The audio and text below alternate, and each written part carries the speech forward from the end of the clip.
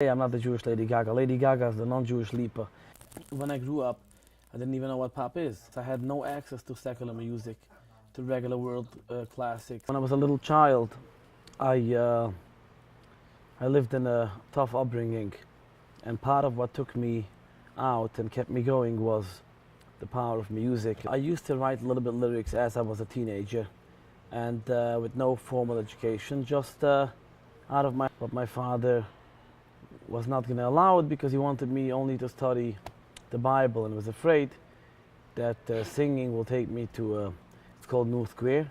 There's only one shul, one school, one yeshiva, one rabbi. And this is where my father grew up. So singing is something out of the box. It's not something of the norm. And anything that's out of the box is can be problematic.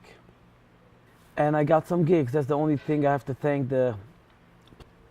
From here on, if I put it in a nutshell, my name grew as someone who knows how to sing and entertain, but as someone who's out of the box and more modern.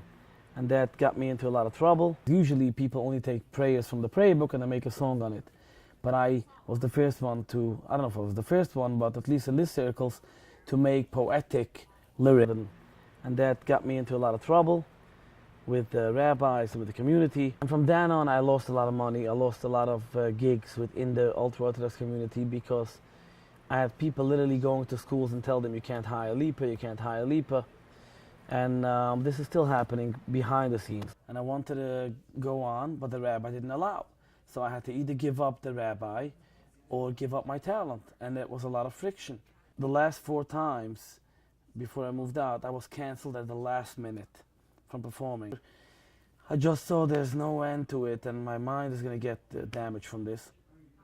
I said to my wife, I just have to move on. And I went through a lot of suffering in this sense, but it made me a stronger person, it made me a better me, and it even made me more spiritual. The people who visit my shul are people who grew up in Monroe or here in Brooklyn, Williamsburg, in very hardcore Hasidic environments.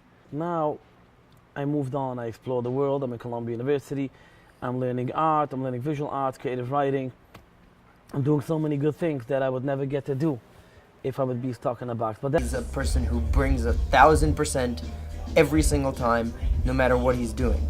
And that crazy personality and that excitement of life and someone portraying that while being Hasidic and that kind of thing it makes people feel controversial. Essential entertainer.